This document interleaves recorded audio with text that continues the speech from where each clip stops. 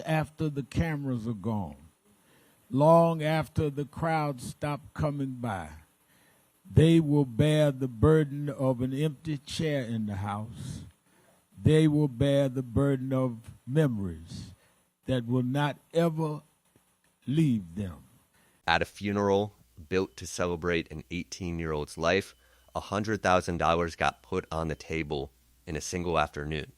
Not by the family, by two men who'd never met Nolan Wells while he was alive, standing up in the middle of his own service to say, "Enough is enough," in front of a congregation that had come from all over the country to be there. This week, Nolan Xavier Wells was laid to rest at Center Pointe Church in Ocean Springs, Mississippi, in a homegoing service that was live streamed for a national audience that has followed this case for over 2 weeks now, watching every twist of it from thousands of miles away. What happened inside that church was different from almost every update on this case so far. It was a family standing in front of a community and in the middle of the deepest grief imaginable, still finding room to ask out loud for the truth. Ocean Springs sits on Mississippi's Gulf Coast, a short boat ride from Horn Island itself, the same barrier island where Nolan spent the 4th of July with friends before he was found dead on the shore 2 days later, which is part of why this particular homegoing carried so much weight for the community gathered there. Before I go any further, I want to be clear about something. Everyone I'm naming today spoke publicly in their own words at a service the family chose to live stream. This is an account of what was actually said, plus my own reaction to it, which is opinion, not a verdict on anyone's guilt or innocence. The service opened the way a lot of homegoings do, with hymns and scripture. A reading from Psalm 23, "The Lord is my shepherd, I shall not want," echoed through the sanctuary before the eulogies even properly began that morning. Reverend Al Sharpton, who officiated, opened his portion with a prayer that set the tone for everything that followed. He asked God to look on Nolan's mother, his father, his siblings, and all of his blood relatives, and he said something that I think is worth repeating in full, because it names a kind of grief that rarely gets spoken about directly. Long after the cameras are gone, he said, long after the crowd stop coming by, they will bear the burden of an empty chair in the house. They will bear the burden of memories that will not ever leave them. I want to sit with that line for a second because it's easy watching a case like this from the outside to think of it primarily as a mystery to be solved, a timeline to untangle, a set of contradictions to sort carefully through. Sharpton's prayer was a reminder that underneath every one of those threads is a family that's going to keep setting a table with one less chair long after this story stops trending anywhere. Before the eulogy began in earnest, Sharpton took a moment to speak about the church itself and about who had actually shown up to fill it. He thanked the senior pastor directly for having, in his words, the courage of his faith to open the doors of this church and let this family hold Nolan's service there, acknowledging that some in the city would likely question why he'd done it at all, given how divisive this case has become. He then said something worth including in full, because it cuts against the way this case sometimes gets flattened online into a single narrative. One of the things I'm glad to see, he said, is that there are people of all races at this funeral, and people of all ages. All whites are not racist, and all blacks are not angry. Somewhere in the middle, we've got to meet and find what is just and fair. That's a genuinely notable thing for Sharpton to have said, given how often he gets characterized, fairly or not, as someone who leans hard into racial framing in cases like this one. Standing in that pulpit in front of a visibly mixed crowd, he chose to name the diversity of the room directly and to explicitly reject the idea that this case should be read as one race against another. He also acknowledged James Wilburn, the father of Sonia Massey, was present in the congregation, someone connected to another case Crump's team has worked there specifically to support this family through their own version of the same grief. He was equally direct about what could go wrong from here.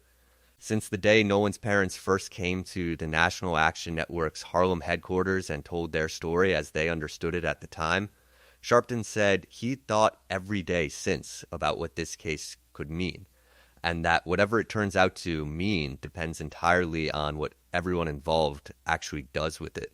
It could be the healing, he said, or it could be the poking of the wound. That's going to be decided by what we do. That original visit to Harlem is what set this entire national response in motion. Weeks before Tyler Perry, Colin Kaepernick, or Byron Allen had ever gotten involved.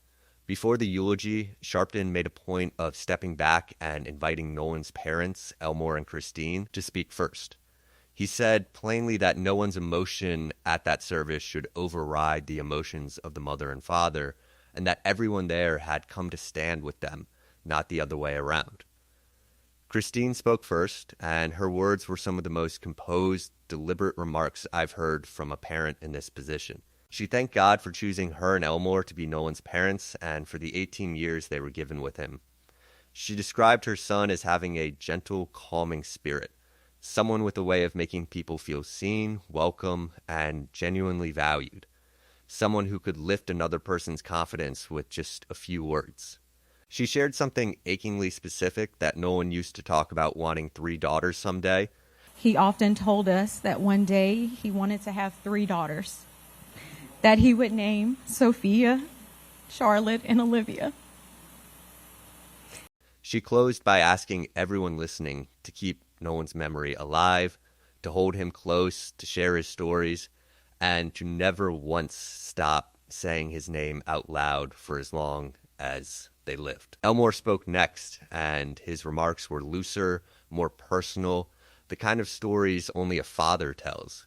He said that out of all his kids, Nolan was the one who used to crawl backwards as a baby instead of forward, and that he had, in Elmore's words, this crazy haircut you just had to see to understand.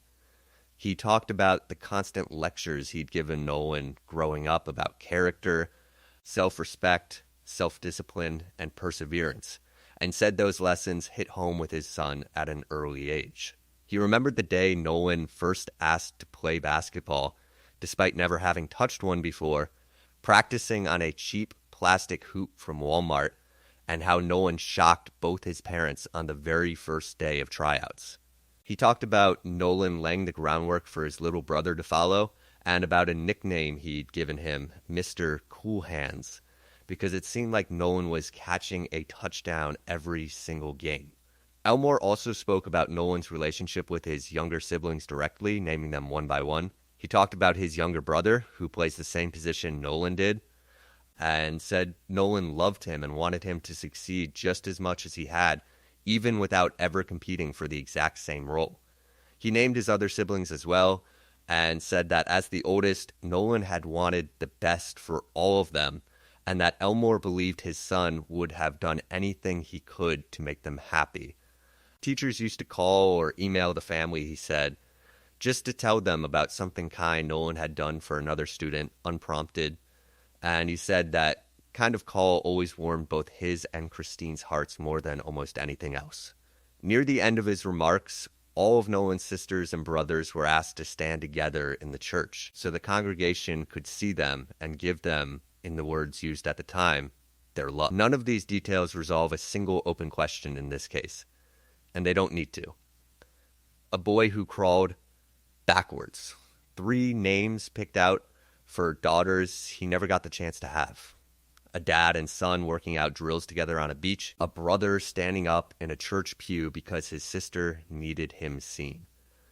It's simply who Nolan Wells actually was, described by the people who knew him longest, and it deserves to stand on its own, not just as an emotional preamble before the harder material. It's also worth noting who else showed up to sit in that congregation, because it says something about how far this story has actually traveled. Filmmaker Spike Lee flew in for the service alongside Sharpton. Attendees were told at one point to turn and shake hands with the stranger seated next to them, since, as the pastor put it, everyone in that room had become part of Elmore and Christine's extended family for the day, whether they'd known them before or not. That's a small moment, easy to miss next to everything else that happened during the service, but it captures something real about how a private tragedy in one Mississippi town ended up filling a sanctuary with people who traveled from New York, Los Angeles, Chicago, Detroit, and beyond, all specifically to stand behind two parents they'd never met before this happened. That's a notable shift from where this case stood 2 weeks ago, when it was still mostly a regional story out of the Mississippi Gulf Coast, before national outlets and civil rights organizations began following it closely. During his eulogy, Sharpton addressed something directly that the family has apparently been dealing with privately for some time, and that's driving a lot of today's headlines: hate messages sent to their home in the middle of everything else they've been carrying. He described one specific message that Christine had shared with him and attorney Ben Crump, which accused the family of, in his words, just stirring trouble, and accused Crump and the legal team of only wanting money out of all of this. Sharpton responded to that accusation directly and personally. He said that in most of the cases his organization has been involved in, they help pay for funerals and never ask for a dime back, even when families eventually receive settlements down the road. Then, in the middle of the eulogy, he announced that the National Action Network, the civil rights organization Sharpton has led for more than 3 decades, would put up a reward of $50,000 for anyone who could provide information leading to an arrest and conviction in Nolan's case. He was direct about why. He was not on that island by himself, Sharpton said. Somebody saw something, and somebody knows something. I just got a text, Christine and Elmore, you know that Tyler Perry said he would pay for the funeral. He must be watching, because he said, I'm going to match you and put up $50,000 more. So we putting up $100,000 for anybody that'll come forward. To $100,000 for information leading to an arrest and conviction. Sharpton also publicly thanked Colin Kaepernick, who helped fund the family's independent autopsy, and Byron Allen, along with others who'd contributed to the family without wanting their names mentioned publicly at all. That's a strange moment to sit with if you step back from it. A reward like that, announced live during a funeral, in response to a hate message accusing the family of caring more about money than about their son, is one of the more pointed things to happen at a service like this. By Sharpton's own account, it was a direct response to something cruel that had reached this family in the middle of their grief, answered in the most public way available to him, in the same room where that family was burying their child. Sharpton was careful, too, to frame this as an appeal for facts rather than a verdict on anyone's guilt. He repeated more than once that he did not want anyone in this case prejudged from any direction. We cannot say it was racist, he said, but we cannot say it was not racist. So let's not judge either way until all the evidence is in. That's a notably restrained position for a moment this emotionally charged, worth crediting alongside everything else he said, since it would have been easy in that setting to let the reward announcement stand as an accusation rather than what he actually framed it as, an incentive for the truth, whatever that truth turns out to be. Ben Crump spoke after Sharpton, and his portion of the service was, by his own framing, a plea rather than a eulogy in the traditional sense. Crump has built his legal career representing families in a string of high-profile deaths of Black Americans, and Nolan's case had become the latest one his firm was working.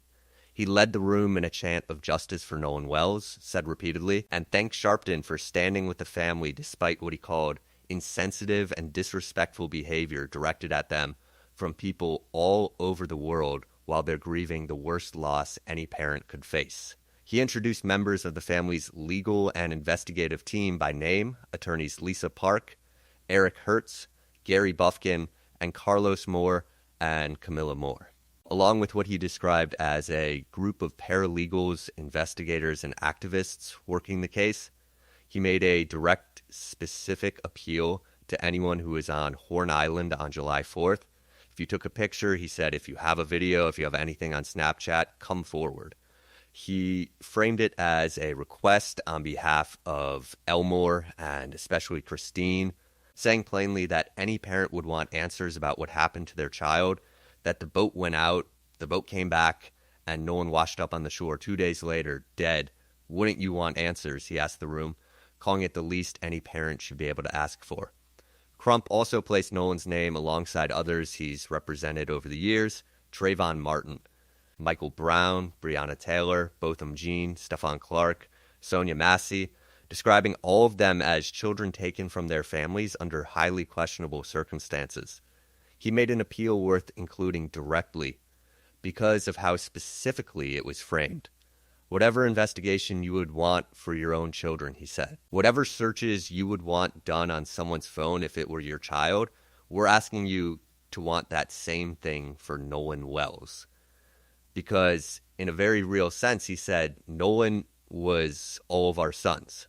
Crump was making an emotional and rhetorical argument that a pattern of young black lives ending under circumstances the public was initially told not to question deserves the same scrutiny every single time, regardless of whether the facts eventually point toward an accident or something else entirely. Whether you find that comparison persuasive or not, it's clearly the frame he's building this entire legal effort around. Sharpton, during his own remarks, also revisited the question of Nolan's phone and keys, which reportedly weren't disclosed by the friend who had them until confronted directly, and which came back with content already erased, a detail already part of this case's public record for weeks. He was recapping forcefully from the pulpit, using the platform of the funeral to keep pressure on a question that still hasn't been fully answered. He also directly criticized law enforcement's early statement that no foul play was suspected, tying it explicitly to Mississippi's own history, naming Emmett Till and Medgar Evers specifically, and arguing that a state with that history owes cases like this one a deeper, more careful look before reaching for a conclusion that convenient. Till was a 14-year-old boy lynched in Mississippi in 1955, and Evers was a civil rights leader assassinated in the state in 1963, two cases that took decades to produce any real accountability. Sharpton is drawing a line between a state's documented past and the caution he believes this specific investigation deserves. That's his interpretation, offered from the pulpit as an advocate for this family. It's fair to report that he said it, and fair to note that it reflects a view a lot of people watching this case share. By the end of the service, the tone shifted from grief towards something closer to collective resolve. The congregation was asked to stand and repeat, together, that Nolan's life matters, over and over, filling the sanctuary. A local news anchor covering the service afterward described Crump as having led what amounted to cheers during his portion of it. Repeating justice for Nolan Wells and Nolan's life mattered throughout his remarks, and singled out the reward announcement as the single most newsworthy moment to come out of the entire funeral. That's a fair summary of what made this funeral different from everything else in this case so far. Earlier developments were built around a piece of evidence, a GPS log, an audio recording, an official statement, something you could point to and say, here's a new fact that changes what we know. This one is built around something else entirely. A room full of people who never knew Nolan personally, standing shoulder to shoulder with a family that did, in the middle of their most painful day, still finding the will to ask, together, for someone connected to that afternoon on Horn Island to finally come forward. The actual investigation looks almost exactly like it did before anyone walked into that church. Both autopsies, the state's and the independent one, funded in part by Kaepernick, still haven't produced public results. Nolan's phone still hasn't been confirmed as jointly examined, despite the agreement reached weeks ago. A grand jury referral is still somewhere down the road, waiting on an investigation that hasn't concluded. None of that shifted inside Center Pointe Church, even as the family finally explained in front of the largest audience this case has had yet why they'd pushed for that second autopsy in the first place, because they never trusted how the state handled things from the start. What changed at this funeral is that there is now, for the first time, a 6-figure incentive sitting on the table specifically for whoever was on that island and hasn't spoken up yet. And an entire national audience that watched this family ask for exactly that live in the middle of saying goodbye to their son. I keep coming back to something Elmore said near the end of his own remarks, almost as an aside that felt more honest than anything else in the entire service. He admitted he might be, in his own words, all over the place a little bit while speaking. Of course he was. No father delivering a eulogy for his 18-year-old son should sound composed doing it. And the fact that he didn't try to perform composure in front of a live stream watched by strangers across the country says something about how this family has chosen to grieve publicly, imperfectly, and honestly, rather than curate every moment of it for an audience they never asked to have in the first place. I want to know what you think about that reward, $100,000, announced live during a funeral in direct response to a hate message accusing this family of only wanting money. Does that change anything about how you're reading this case, or does it feel like exactly the kind of pressure this investigation has needed from the very beginning, one that only came together because two men happened to be watching a live stream at exactly the right moment? Tell me in the comments. We're going to keep following this case through both autopsy results and whatever comes next as it moves toward a grand jury referral. Subscribe if you want those updates the moment they're actually confirmed and not a moment before. Monsters don't exist, but people capable of monstrous things